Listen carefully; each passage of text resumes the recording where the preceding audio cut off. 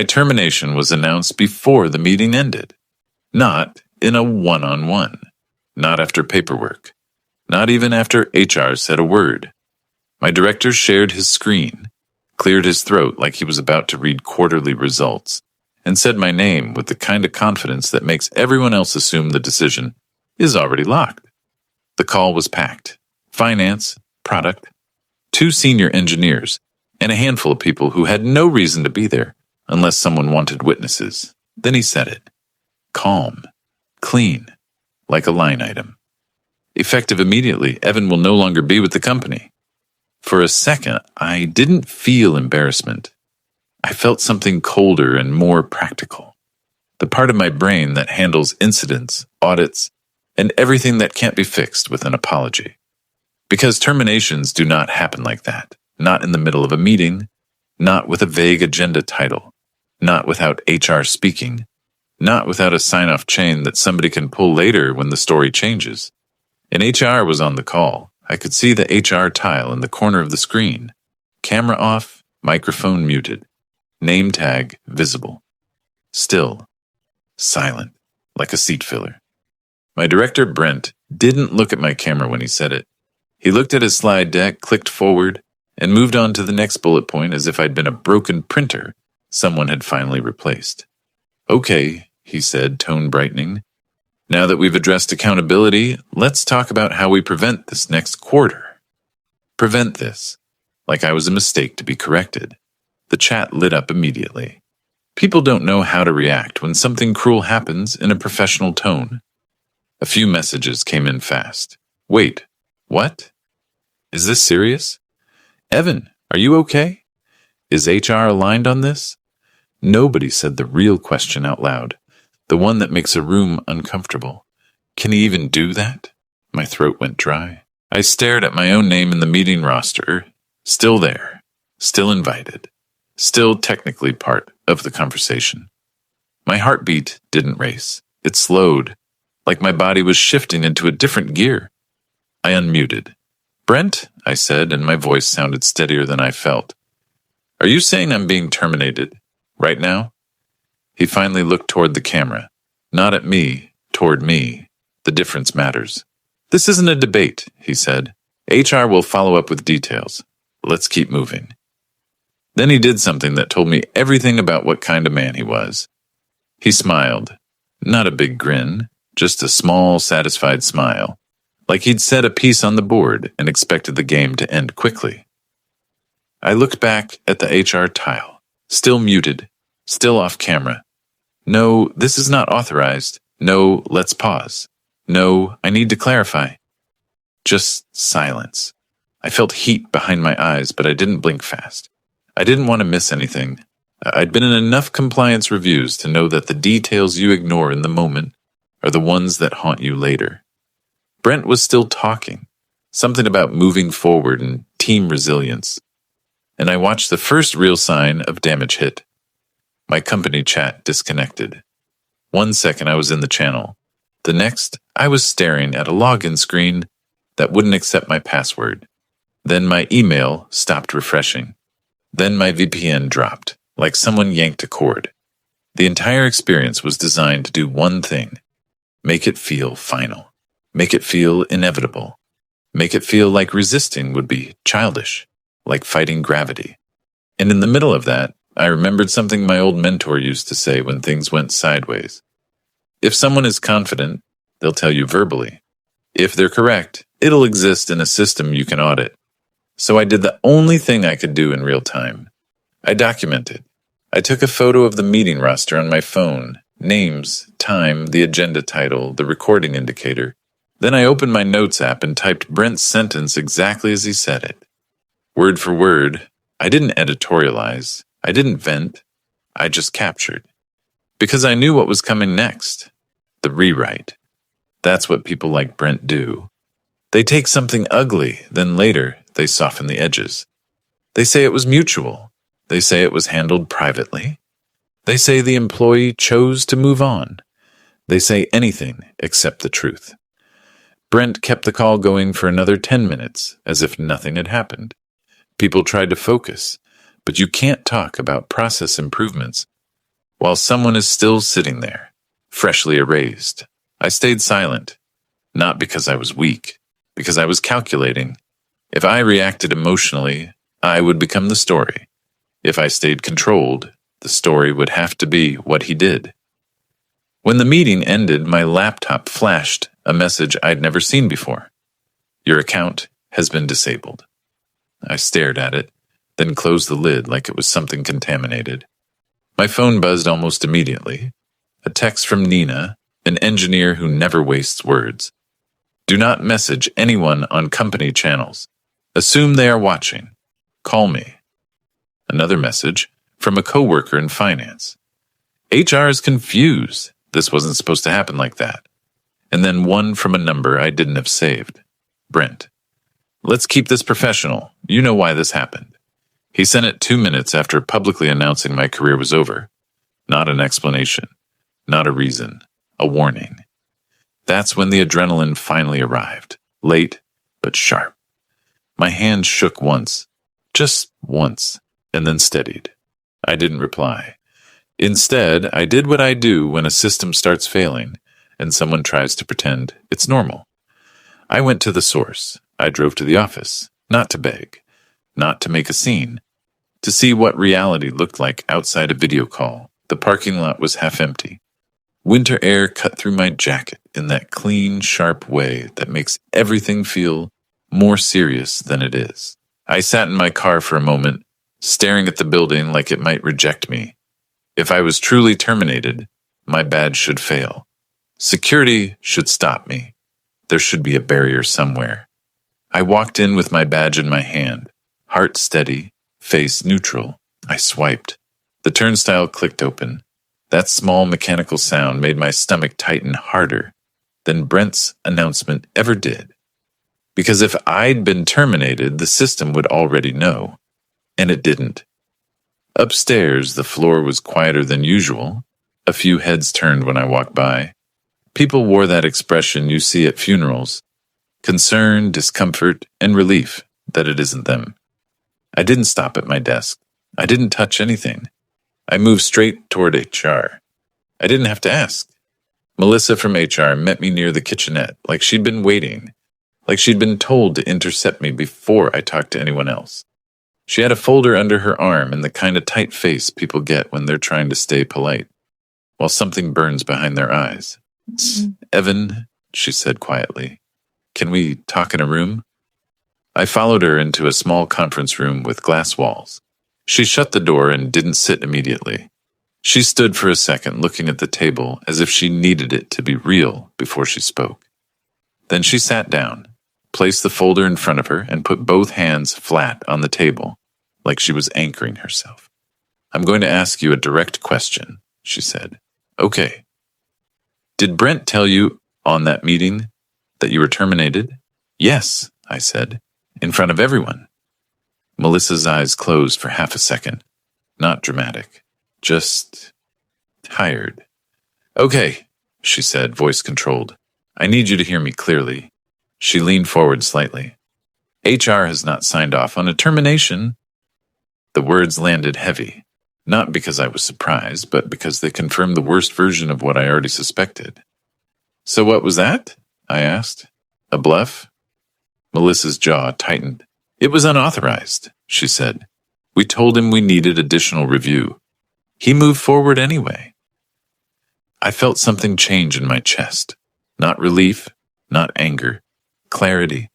Because now it wasn't just a bad manager being cruel. It was a manager attempting to make a decision real by announcing it loudly enough that no one would challenge him. Melissa opened the folder, slid a single page toward me, and pointed to a line. We're placing you on paid administrative leave while we investigate, she said. Benefits remain active. You are not to access company systems until we give instructions. I will send you an email to your personal address, since your company account, she stopped, is disabled, I finished. She nodded. Yes. I read the page carefully. It was written in clean corporate language, the kind that tries to sound neutral, while something is very much not neutral. I signed it, not because I was surrendering, because I was acknowledging in writing. that this moment existed.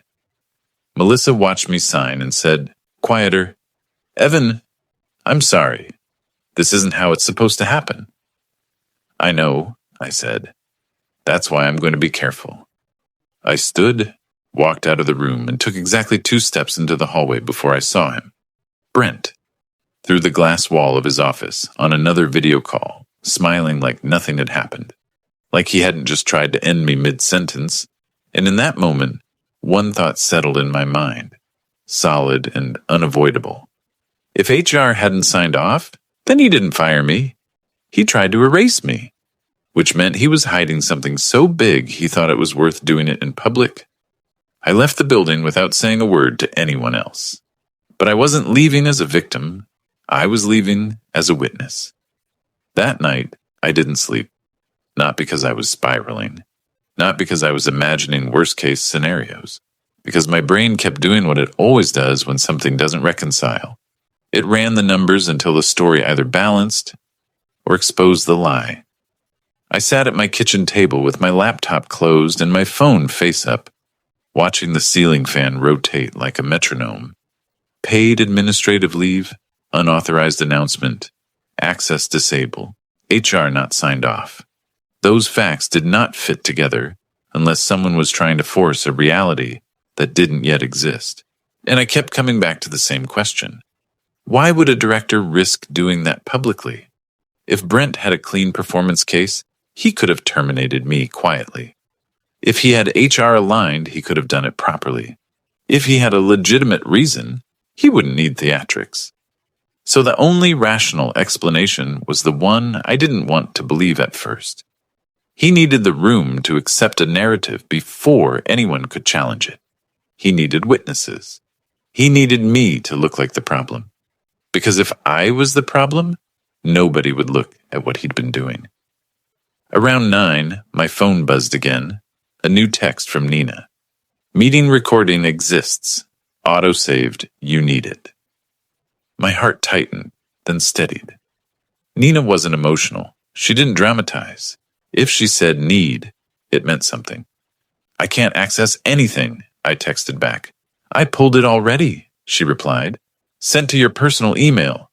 Download now. Retention settings can change. That sentence snapped me fully awake.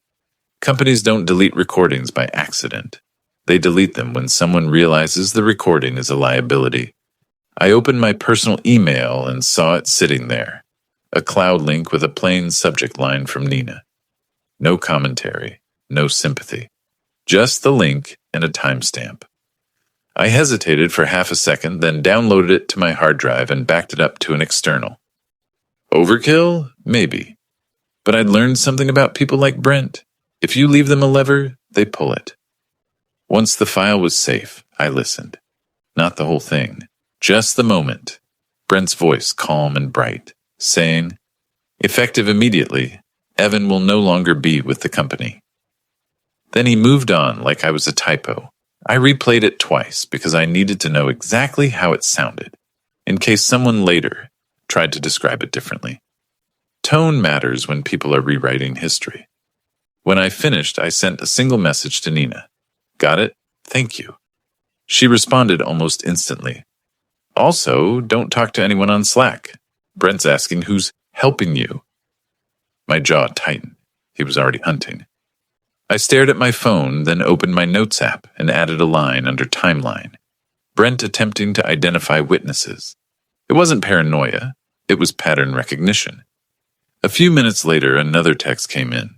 This one from a coworker in finance. Martin, good guy, cautious, always avoided drama.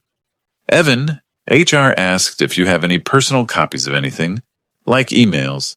They're trying to understand context. I read it twice. If HR was asking employees about my emails, it meant they were trying to reconstruct a chain without relying on Brent's story. Or worse, someone was already deleting things on the inside. I replied carefully. Tell them I'll communicate through Melissa, and please don't forward anything from company systems. Martin replied, understood. Then, almost on cue, my phone rang. Unknown number. I didn't pick up. A voicemail appeared seconds later. It was Brent. His tone was softer than it had been in the meeting, not apologetic, strategic. "Evan, I think wires got crossed," he said. "HR is slowing things down, and I don't want this to get messy. Let's be adults. If you sign the separation, I'll make sure you're taken care of." Taken care of. That phrase landed with a chill, because if he believed he'd fired me legally, he wouldn't be negotiating. He'd be done. But he wasn't done. He was scrambling to close a door that was still open. I saved the voicemail as an audio file, labeled it with the date and time. Then I wrote down the exact phrasing in my notes, not because I was planning a lawsuit, because I was done letting other people define what happened. At 10 the next morning, Melissa emailed my personal address like she promised. Straight corporate formatting. Short lines. No emotion. "Evan confirming you are on paid administrative leave pending investigation regarding actions taken by Brent during yesterday's meeting. Please preserve any relevant information, texts, voicemails, personal notes. Do not contact Brent directly. We will coordinate next steps." Actions taken by Brent, not performance issues, not misconduct on my part. That was the first time I felt a small spike of relief. Quick, contained. Not because I trusted HR completely, but because their language was already distancing the company from Brent. I responded with the same tone. "Understood. I have preserved the meeting recording, Brent's text message, and voicemail. I attached screenshots. I attached the voicemail file. I kept it clean." 5 minutes later, a new email arrived. This one from corporate legal. A lawyer named Adrian. Professional and precise. "Evan, we have been asked to review circumstances surrounding your access, disablement, and public separation announcement. Please preserve all communications. We will be conducting an interview. In the meantime, do not delete or modify any records." That was the moment the situation stopped being HR drama and became what it actually was, a compliance event. And Brent didn't look like a tough director anymore. He looked like a liability. Then Melissa called me. Her voice sounded controlled but strained. "I need to ask you something directly," she said.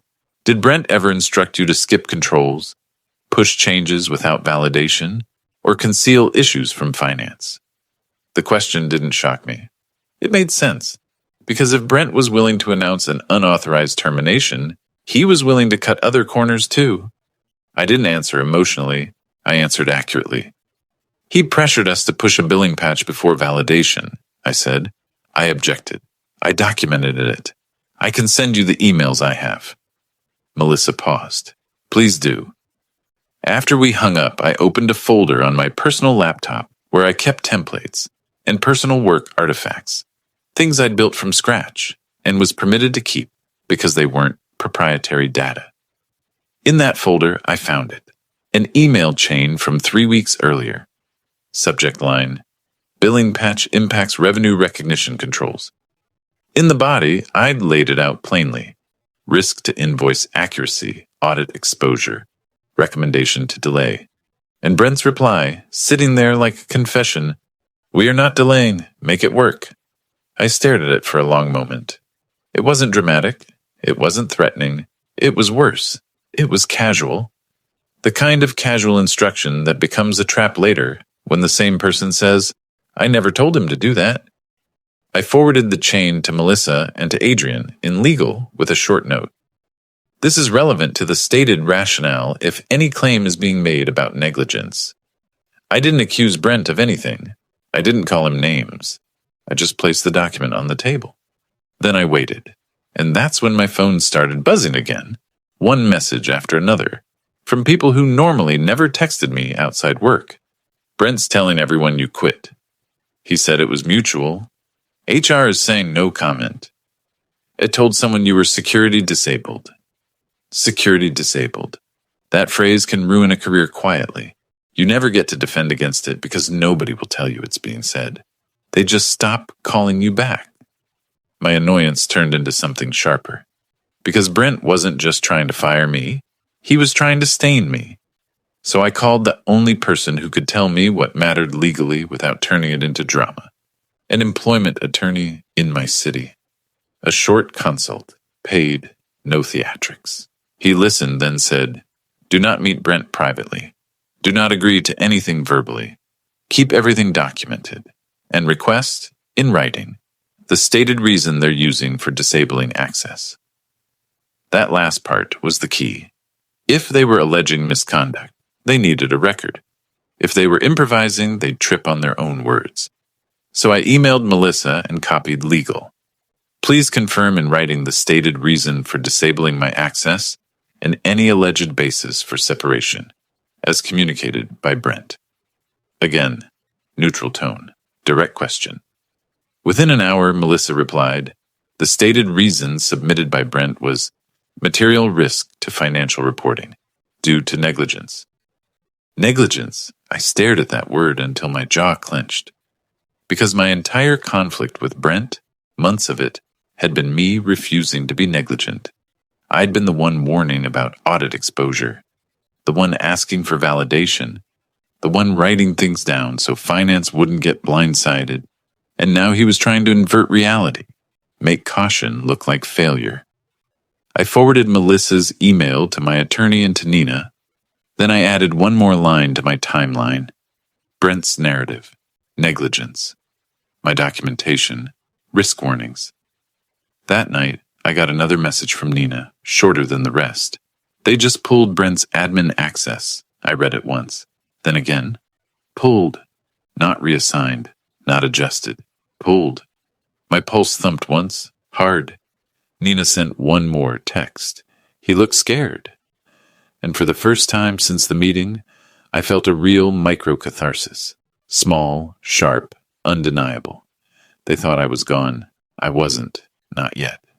The next morning felt wrong in a new way.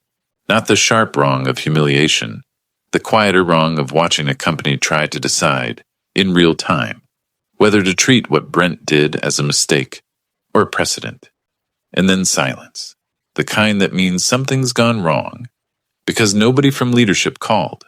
Nobody from my department reached out officially, just fragments through coworkers like smoke drifting under a door. By late morning, Melissa emailed and said, "Legal wanted to interview me that afternoon. Video call, camera on, record preserved." She wrote it like she was trying to keep everything clean enough to survive discovery. I set my laptop on the table, opened my notes, and did something I never used to do before meetings. I hit record on my phone and set it face down beside my coffee. Not because I wanted to trap anyone, because I'd learned the hard way that people rewrite tone first, then facts, then motives. And I needed my own memory to stay unimpeachable. When the call started, there were 3 tiles. Melissa from HR, Adrian from corporate legal, and a woman I'd never met, mid-40s, calm face, neutral background, who introduced herself as an outside investigator, retained by the company to ensure an independent review. She wasn't mysterious. She wasn't dramatic. She sounded like a professional who'd seen every version of this story and stopped being impressed by any of them. "Evan," she said, "walk us through what happened in the meeting, start to finish." So I did. I described the agenda title, the roster, the recording indicator, the exact sentence Brent used, the way he moved on immediately, the way HR stayed muted and off camera, the moment my access began to fail. I didn't say he humiliated me. I didn't say I felt destroyed. I just described what happened the way you describe a system outage. Because emotions can be argued with. Logs can't. Adrian asked, "Did you receive any written notice of termination before that meeting?" "No," I said. "Any performance improvement plan? Formal warning?" "No." Melissa looked down like she already knew the answer and hated that she had to ask. The investigator's tone stayed even. "After the meeting, did Brent contact you?" "Yes," I said. Text message, then voicemail. He asked me to sign a separation and said he'd make sure I was taken care of. Adrian's eyes lifted slightly. "You have that voicemail preserved?" "I sent it already," I said. "Audio file, timestamped." "Good," Adrian said. One word, heavy with meaning. The investigator continued. Has Brent ever pressured you to bypass controls related to financial reporting? I felt my throat tighten, not from fear, from recognition. This was the real center of it. This was why he'd chosen me as the scapegoat. Not because I was weak, because I was positioned closest to the kind of truth that could hurt him. Yes, I said. He pressured us to deploy a billing patch before validation. I objected in writing. I have the email chain. Melissa nodded once. We received it. Adrian asked, if asked, can you explain why that patch mattered? I can, I said. It impacted revenue recognition mapping. If invoices don't align with contract terms, finance ends up reconciling manually, and auditors start asking why controls failed. The investigator didn't react. She just wrote something down. Then she asked the question that changed the temperature of the call. Evan, if HR had not signed off, why do you think Brent announced the termination publicly? I could have guessed. I could have called him power-hungry, vindictive, narcissistic, but the answer that fit the facts was colder. Because he needed it to feel final, I said. If he says it in front of the group, it becomes social truth. People stop questioning, and if HR reverses it, it looks like HR is protecting me. That pressure discourages them from correcting him. Adrian's face tightened slightly. Not anger, calculation. The investigator nodded as if the logic was familiar.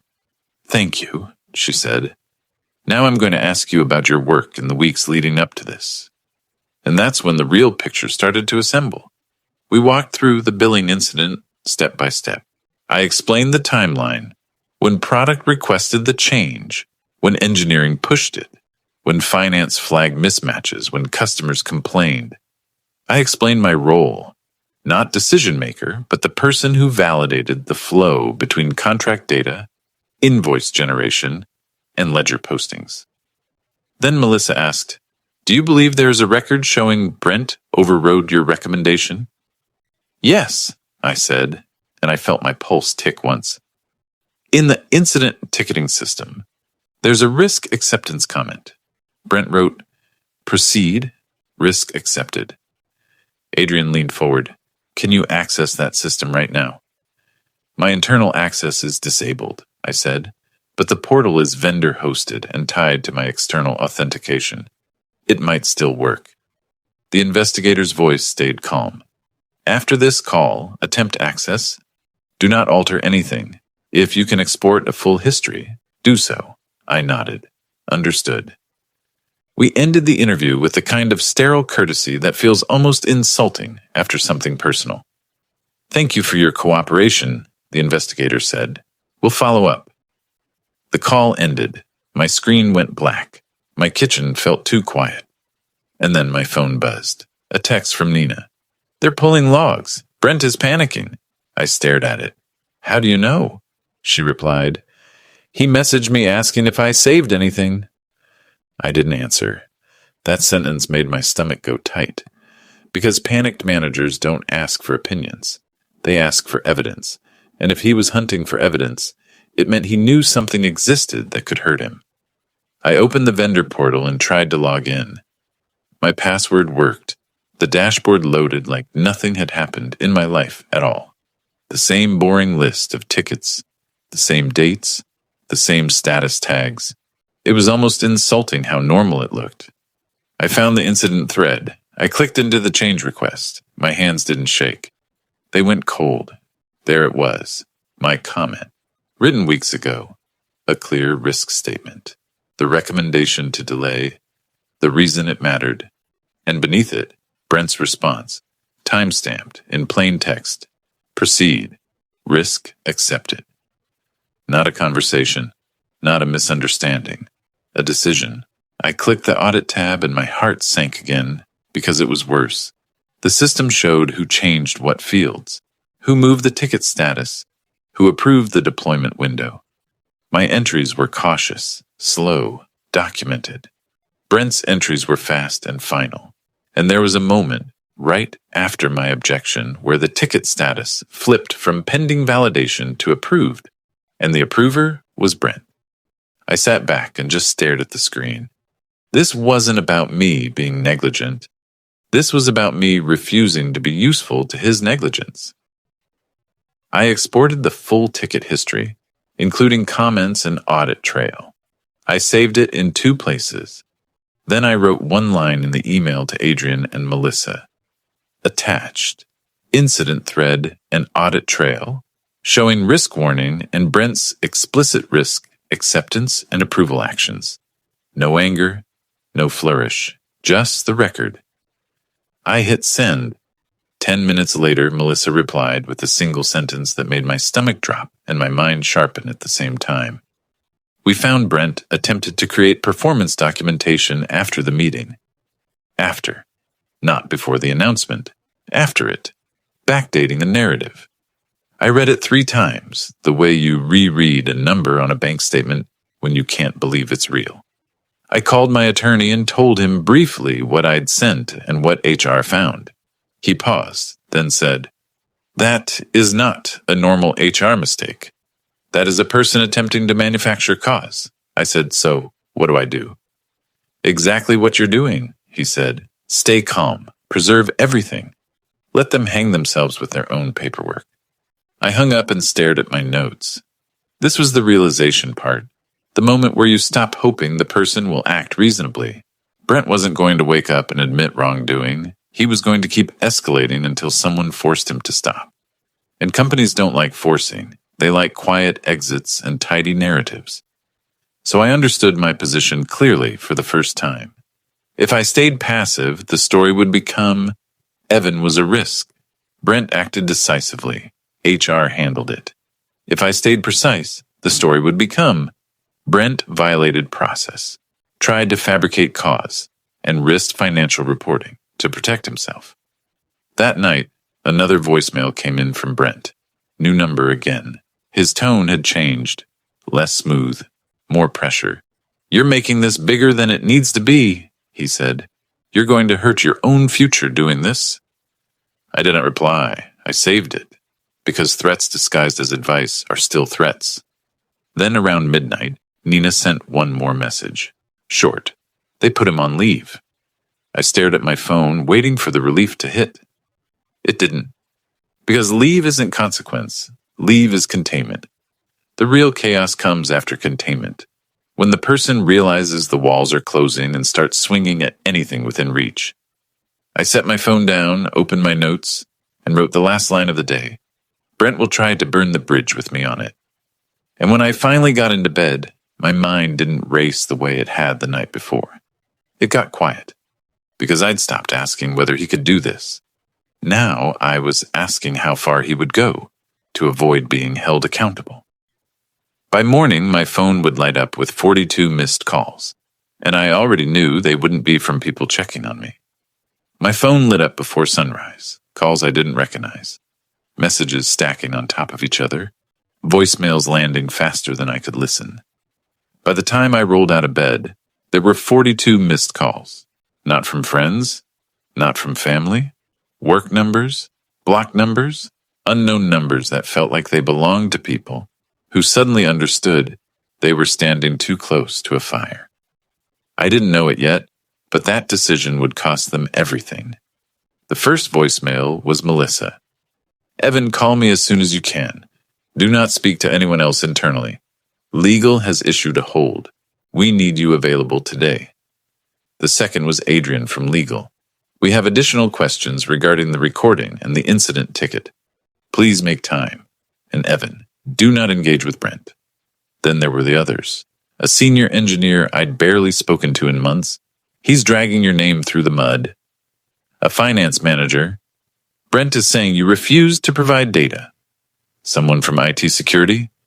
"We need to confirm whether you exported anything before disablement." And then, like a stain that wouldn't wash out, Brent, again from another new number. His voice was different now. No charm, no softness, just pressure. "You think you're smart," he said. "You're going to regret this. If you talk, I'll make sure everyone knows what you did." What I did. That's the part that always tells you the truth about a person. He didn't say, "You're lying." He didn't say you misunderstood. He said, if you talk.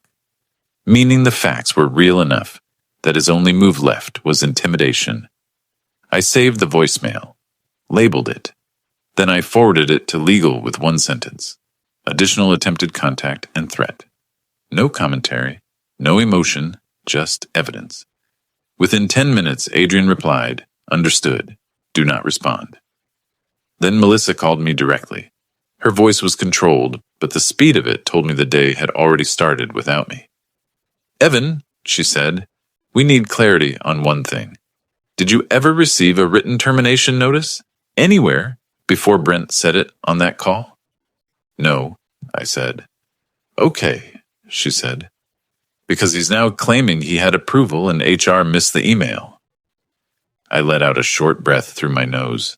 Not a laugh, something colder. Melissa, I said, you and I were in a room. You told me HR hadn't signed off. I know, she said. I'm telling you what he's saying. That was the chaos phase. The moment a liar realizes the truth is documented and starts throwing alternative realities at the wall, hoping one sticks. Melissa continued. The outside investigators interviewing the team today. We have the meeting recording. We have your ticket export. IT pulled access logs overnight. What did the logs show? I asked. There was a pause. Brief, meaningful. They show your access disablement was initiated immediately after the announcement, she said, and the request came from Brent, not HR. That sentence hit like a small internal explosion, because it meant the sequence wasn't HR fired me and IT executed. It was Brent performed the firing and ordered IT to make it feel real. I realized I'd been right about the design. Public announcement, immediate lockout, social finality. He wanted the room to accept it before the paperwork existed. Melissa lowered her voice. Also, Evan, we found he attempted to upload a coaching log into the performance system last night. After the meeting, I said. Yes, she said. And the timestamps are not in his favor.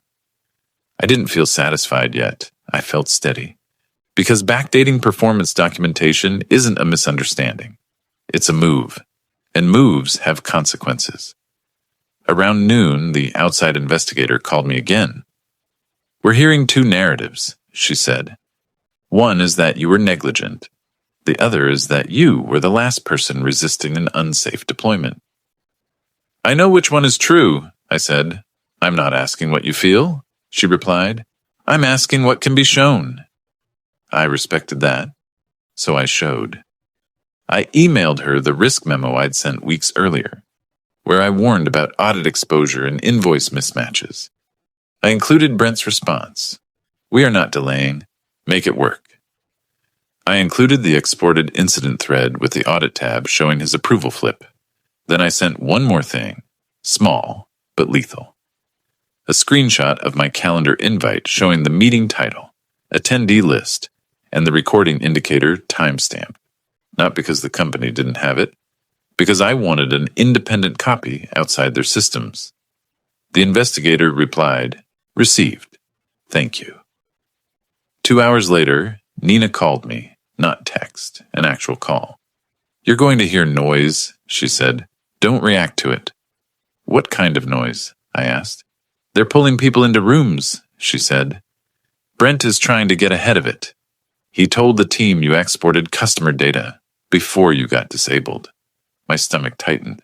That's a serious allegation, I said. I know, Nina said. It's also a lie. The portal export you did is ticket history, not customer records, and IT knows what you touched. That was the second micro-catharsis. Another small floorboard locking into place. He could accuse me of anything verbally, but the logs would betray him. Nina kept going, faster now. Also, he tried to message me again. He asked if I had the recording. I didn't answer.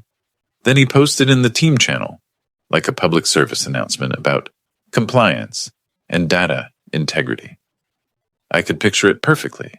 The same man who treated controls like an inconvenience, suddenly dressing himself in policy language. Anything else? I asked, and she hesitated. Security walked into his office. My pulse ticked once. Walked into his office? I repeated. Yeah, she said. 2 of them. He left with them. Escorted? I asked. Not handcuffs, she said, but not friendly. That was retribution in corporate form. Quiet, procedural, irreversible. I didn't celebrate. I just sat there and let the implications settle. Because once security gets involved, it means the company has moved from HR issue to risk issue. And risk issues don't get smoothed over with a conversation. That evening, Adrian scheduled another call with me, short and blunt. He didn't waste time. Evan, he said, we're issuing a formal correction internally. We're also freezing any communication from Brent about you. He has been instructed to cease contact. If he continues, it becomes a different type of problem. I didn't ask what type. I already knew. Adrian continued. We have enough to conclude the announcement was unauthorized. We have enough to conclude he attempted to fabricate documentation. And we have enough to conclude he overrode controls in a way that materially impacted reporting risk. I felt the first real warmth of relief in my chest. Not victory, relief, because the company was saying the words out loud. Then Adrian said the sentence that turned my relief into a new kind of tension. Tomorrow we will decide on remedy. Remedy, I repeated. Yes, he said. Reinstatement with correction or separation with terms. HR will present both options. Options? That's what companies offer when they want control of the ending, he added. One more thing. We will likely have to interview you once more with senior leadership present. Board? I asked. Potentially, he said. At minimum, executive leadership. The call ended. My kitchen went quiet again, but it didn't feel like helpless quiet anymore. It felt like the calm between waves. That night, around 10, my phone buzzed with an email from Melissa. Subject line. Confirmation. The body was short. Evan confirming you were not terminated. The announcement in the meeting was unauthorized. Your leave status remains paid administrative leave pending outcome. Please do not engage with Brent. We will meet tomorrow. I read it twice, not because it was poetic, because it was a written anchor, HR putting the truth in black and white. I forwarded it to my attorney and saved it in 3 places. Then I sat on the edge of my bed and stared at my hands for a moment. All week I'd been running on discipline and documentation, like I was keeping the system from crashing. But now the system had crashed anyway, just not on me. Brent had tried to erase me in public. Instead, he'd created a record so loud, the company couldn't pretend it didn't exist. Tomorrow they were going to decide whether I returned to the place that watched it happen, or whether I walked away with a clean record and a corrected story. Either way, Brent's version of events was dead. And for the first time since that meeting, I slept without my phone face up. The next day, I went back to the building for the first time since the meeting. Not to clear the air, not to convince anyone I was innocent. By that point, innocence wasn't the point. The point was whether the company was willing to write the truth down where it could be audited later. The lobby smelled like stale coffee and disinfectant, the kind of smell that makes every corporate crisis feel the same, no matter how personal it is to the person inside it. Melissa met me near the elevators with a folder under her arm. She looked like she'd slept in fragments. Thank you for coming, she said. We're going to keep this structured. That was the best thing she could have said. We walked into a conference room with glass walls. Waiting inside were Adrian from legal and a senior HR director I hadn't met before. She stood when I entered, offered a handshake, and introduced herself as Carla. Carla didn't do sympathy. She did clarity. Evan, she said, sitting down, we're going to speak plainly. She opened the folder. We have confirmed the separation announcement was unauthorized. HR did not approve a termination, and no compliant process was followed. I held her gaze and nodded once. Adrian added, we also confirmed Brent attempted to create or alter performance documentation after the meeting, and we have records of him directing the immediate disablement of your access. Carla continued, Brent's employment has been terminated for misconduct. There it was, The clean consequence. The part that isn't dramatic, but changes everything. I didn't smile. I didn't say, "I told you so." I just let the sentence sit there. Because it wasn't about winning. It was about the company acknowledging reality. Carla slid 2 documents across the table. Option 1, she said, tapping the first. We reinstate you immediately. Access restored, back pay maintained. A formal correction to your team. She tapped the second. Option 2, a separation package. Neutral reference, paid benefits continuation for a defined period, and a written statement clarifying you were not terminated for cause. I read both slowly. The reinstatement was clean on paper, but I could already picture what it would feel like in the hallway.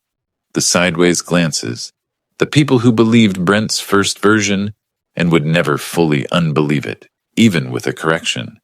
The small social cost that never shows up in policy. The separation package was also clean, not generous enough to feel like guilt money, not thin enough to feel insulting.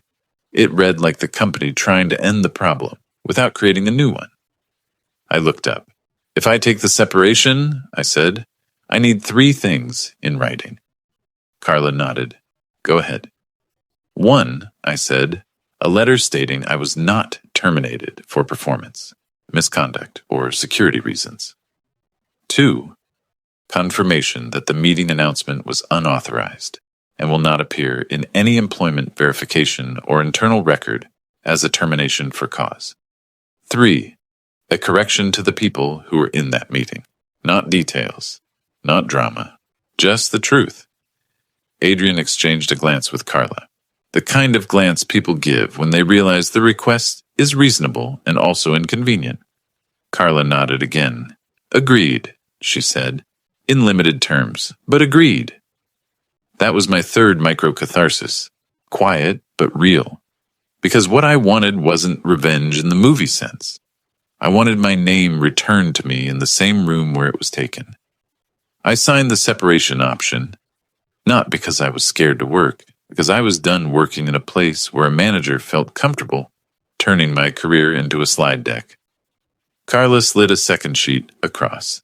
This is the letter, she said, signed today. I read it twice. Formal letterhead. Plain language. No excuses. It stated that I remained in good standing. It stated the prior announcement was unauthorized. It stated there was no finding of negligence or misconduct on my part. It included a contact for neutral verification. 3 paragraphs. But those paragraphs felt like a weight being removed from my chest. Melissa finally spoke, voice softer. I'm glad you documented, she said. If you hadn't, he would have controlled the narrative. I know, I said. That's why I stayed calm. Adrian closed his folder. We'll also issue a legal instruction for Brent to cease all contact. If he violates it, we act. I didn't ask what act meant. I didn't need to. When the meeting ended, I walked out with the folder under my arm and my badge still in my pocket. A security guard nodded at me like I belonged. And for the first time all week, that didn't make me feel sick. On my way to the car, my phone buzzed. A message from Nina. They sent the correction. She forwarded a screenshot. It was an email from Carla to the attendees of that meeting. It didn't mention Brent by name. It didn't mention misconduct. It didn't apologize theatrically. It did one thing that mattered. It corrected the record.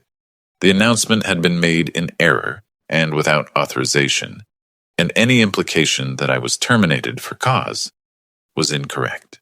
It stated my separation from the company was voluntary and covered by standard terms. I stared at the screen for a long moment and then locked my phone. Because that was the end of the part that kept me up at night. Not the severance, not the legal language, the public stain.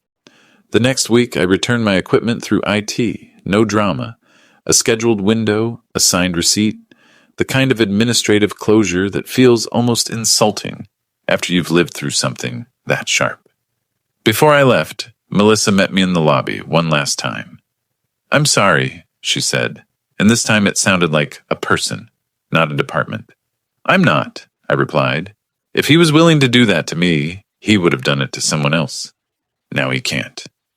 Melissa nodded once, like she needed that sentence too. Then I walked out, and nothing stopped me.